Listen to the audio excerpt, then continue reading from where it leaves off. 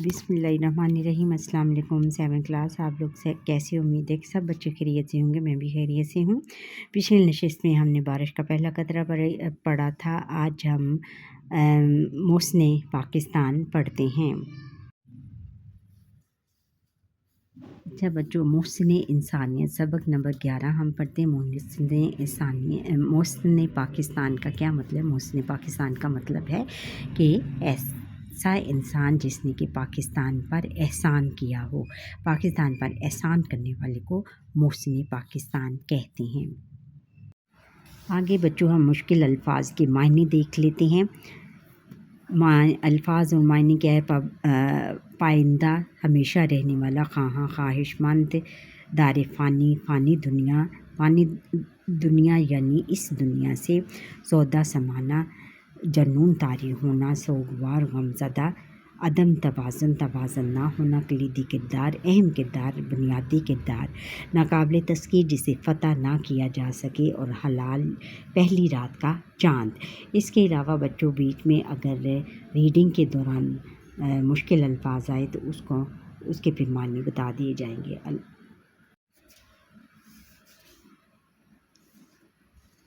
محسن انسانیت، ریڈنگ کرنے سے پہلے اوپر الفاظ دیے گئے ہیں، ان کے تلفظ دیکھ لیتے ہیں۔ تسخیر، مقیم، ورطۂ حیرت، سالمیت اور عدم۔ پھر اب ریڈنگ کرتے ہیں۔ جو قومیں اپنے محسنوں کو یاد رکھتی ہیں، ان کی زندگی یعنی جو اپنے احسان کرنے والوں کو یاد رکھتی ہیں، ان کی زندگی اور کارناموں کو بیان کرنے پر فخر محسوس کرتی ہیں۔ وہ دنیا میں زندہ اور پائندہ تصور کی جاتی ہیں۔ زندہ اور پائندہ ہمیشہ رہنے والی تصور کی جاتی ہیں۔ پاکستان کی ایک عظیم شخصیت محسن پاکستان ڈاکٹر عبدالقدیر خان ہیں، جنہوں نے پاکستان کو ایٹمی طاقت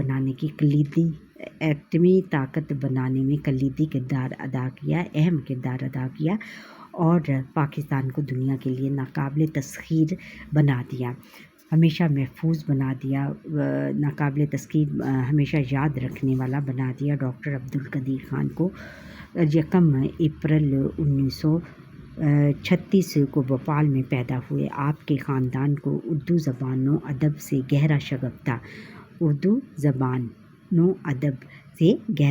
تھا، گہرا لگاؤ تھا۔ گویا اردو آپ کی مادری زبان تھی، یعنی ماں کی بولنے جو زبان، ایسی زبان جو کہ ماں بولتی ہو، یعنی اردو آپ کی مادری زبان تھی، اور پاکستان کی مادری زبان قومی زبان ہے، اور مادری زبان جو کہ ان کی والدہ بولتی تھیں۔ پھر آگے ہے کہ خاندان کو قیام پاکستان کے بعد آپ اپنے خاندان کے ساتھ ہجرت کر کے پاکستان آ گئے۔ ابتدا میں آپ نے میٹروپولیٹن کارپوریشن کراچی میں ملازمت اختیار کی۔ بعد ازاں اسکالرشپ پر اعلیٰ تعلیم حاصل کرنے کے لیے بیرون ملک چلے گئے، دوسرے ملک سے باہر چلے گئے، بیرون ملک سے باہر، جہاں مغربی برلن جرمنی یعنی جرمنی کے شہر کی ٹیکنیکل یونیورسٹی، ہالینڈ نیدرلینڈ کی ڈیلفٹ یونیورسٹی میں ٹیکنالوجی، اور بیلجیم کی یونیورسٹی آف لیون میں تعلیم حاصل کی۔ آپ لگ بھگ 15 برس تک یورپ میں مقیم رہے۔ آپ نے ہالینڈ کے ماسٹرز آف سائنس اور بیلجیم سے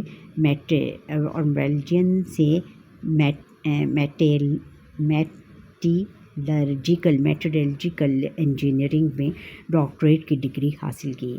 تعلیم مکمل کرنے کے بعد مئی 1976 میں آپ نے اس وقت کے وزیر اعظم پاکستان کی دعوت پر انجینئرنگ ریسرچ لیبارٹریز کے تحت ملک کے ایٹمی پروگرام میں شمولیت اختیار کی۔ 1981 میں اس ادارے کا نام ڈاکٹر عبدالقدیر خان کے نام پر doctor A.Q. Khan research laboratories رکھ دیا گیا۔ ڈاکٹر عبدالقدیر خان ایسے مایہ ناز کہ جن پر ناز کیا جائے سائنسدان تھے جنہوں نے 8 سال کی قلیل مدت میں تھوڑے عرصے میں مسلسل محنت اور لگاتار محنت اور کعبے سے ایٹمی پلانٹ نصب کیا جہاں پر ایٹم بم بنتے ہیں۔ اس عمل نے دنیا کے بڑے بڑے سائنسدانوں کو بہت زیادہ حیرت میں ڈال دیا کہ ان کے من میں ایک ہی لگن تھی اور سر میں ایک ہی سودا سمایا ہوا تھا یعنی ایک ہی جنون سوار تھا کہ وطن عزیز کو ایٹمی طاقت بنا کر ناقابل تسخیر بنایا جائے، محفوظ بنایا جائے۔ پاکستان سے بے پناہ عقیدت اور حب الوطنی کا جذبہ انہیں کسی صورت چین سے بیٹھنے نہیں دیتا تھا۔ وہ اپنے ساتھی سائنسدانوں کے ساتھ مل کر وطن عزیز کے دفاع کو مضبوط تر بنانے میں بہت زیادہ مضبوط بنانے میں مصروف تھے۔ ادھر پاکستان کے ازلی دشمن ہندوستان پاکستان کی یہ ترقی ایک آنکھ نہیں بھاتی تھی، پاکستان کی ترقی کو بالکل نہیں پسند کرتا تھا، بالکل پسند نہیں کرتا۔ وہ ہر وقت تخریب کاری کے پہلو تلاش کرتا رہتا تھا، ہر وقت تخریب کاری یعنی غلط کاموں کے پہلو غلط کام کرتا رہتا تھا۔ 11 مئی 1998 کو بھارت نے ایٹمی دھماکے کر کے پاکستان کی سالمیت یعنی اس کی حفاظت کے لیے ایک مستقل خطرے کی گھنٹی بجا دی۔ خطرے کی گھنٹی یعنی پاکستان کی سالمیت یعنی پاکستان کی حفاظت یعنی پاکستان کی دفاع کو خطرے میں ڈال دیا۔ اس صورتحال نے پاکستان کو ایک نازک موڑ پر لا کھڑا کیا۔ پاکستان کو بہت زیادہ خطرہ لاحق ہونے لگا۔ پاکستان کے عوام کی طرف سے دشمن کے جواب میں دھماکے کے لیے دباؤ بڑھتا جا رہا تھا، جبکہ دھماکے نہ کرنے کے لیے عالمی دباؤ بھی شدید سے شدید تر ہوتا جا رہا تھا، کیونکہ انڈیا نے پاکستان پر دھماکے کر کے پاکستان کی جو حفاظت تھی اس کو خطرے میں، پاکستان کی دفاع کو خطرے میں ڈالا تھا، تو پاکستانی عوام نے بھی حکومت سے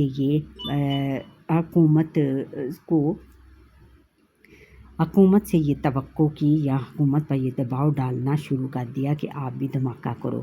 اور ادھر جو تھی وہ مغربی طاقت وہ یہ نہیں چاہتی تھی کہ پاکستان دھماکہ کرے، ایٹمی دھماکہ کرے، لیکن بالآخر پاکستان نے عوامی امنگوں کو سامنے رکھتے ہوئے فیصلہ کر لیا اور عوامی امنگوں، عوام کی جو خواہشیں تھیں ان کو سامنے رکھتے ہوئے 28 مئی 1998 کو بھارت کے مقابلے میں کامیاب ایٹمی تجربات کر کے تاریخ رقم کر دی، یعنی تاریخ میں پاکستان کو ایٹمی طاقت بنا دیا۔ یہ تجربات بلوچستان کے ضلع چاغی کے پہاڑی علاقوں میں کیے گئے۔ اس موقع پر ڈاکٹر عبدالقدیر خان نے ملک دشمنوں سے مخاطب ہوتے ہوئے اپنا پیغام ان الفاظ میں پیش کیا کہ ہم نے پاکستان کا دفاع ناقابل تسخیر بنا دیا ہے، کہ پاکستان کے دفاع کو ہم نے بہت زیادہ باحفاظت بنا دیا ہے۔ اس تاریخی واقعے کی یاد میں سرکاری سطح پر 28 مئی کو ہر سال یوم تکبیر کے طور پر منایا جاتا ہے۔ اسلامی دنیا کی جانب سے پاکستان اور ڈاکٹر عبدالقدیر خان کے لیے مبارکباد اور نیک تمناؤں کے پیغام موصول ہونے لگے۔ اس وقت کے سعودی وزیر اعظم نے ڈاکٹر عبدالقدیر خان کو اسلامی دنیا کا ہیرو قرار دیا۔ مغرب میں اس عمل کی مخالفت بھی ہوئی اور پاکستانی ایٹم کو اسلامی بم سے تعبیر کیا گیا، مگر پاکستان کے اداروں نے ایٹمی اثاثوں کی حفاظت کر کے دنیا کو یہ بات باور کروائی کہ ہم ایک ذمہ دار قوم ہے، یعنی ایٹمی دھماکہ کر کے پاکستان نے دنیا کو یہ بات سمجھا دی، باور کروا دی، سمجھا دی کہ ہم ایک ذمہ دار قوم ہیں، ہم دنیا میں امن و محبت کے خواہاں ہیں، کہ ہم امن اور محبت کے خواہش مند ہیں۔ امن ہماری پہچان ہے اور ہم کسی بھی ملک کے خلاف جارحیت نہیں چاہتے، لیکن خطے میں عدم توازن اور غیر یقینی صورتحال، عدم توازن یعنی جس میں عدم توازن کے بغیر، توازن یعنی خطرہ اور غیر یقینی صورتحال کو ہم اپنے لیے بڑا خطرہ سمجھتے ہیں۔ یوں پاکستان نے اپنا ایٹمی پروگرام قیام امن اور طاقت کے توازن کو برقرار رکھنے کے لیے جاری رکھا اور اس کی حفاظت میں کامیاب بھی ہوا۔ ڈاکٹر عبدالقدیر خان اور ان جیسے بہت سے دوسرے۔ یوں پاکستان نے اپنا ایٹمی پروگرام قیام امن اور طاقت کے توازن کو برقرار رکھنے کے لیے جاری رکھا اور اس کی حفاظت میں کامیاب بھی ہوا۔ ڈاکٹر عبدالقدیر خان اور ان جیسے بہت سے دوسرے محب وطن یعنی وطن سے محبت رکھنے والے سائنسدانوں نے پاکستان کے ایٹمی پروگرام کو مزید ترقی دی اور یہ سلسلہ اب بھی جاری ہے۔ ڈاکٹر عبدالقدیر خان کو ان کے گراں قدر خدمات کے صلے میں مختلف سرکاری اعزازات سے نوازا گیا۔ 1998 میں انہیں ہلال امتیاز کے اعزاز سے نوازا گیا۔ 14 اگست 1996 کو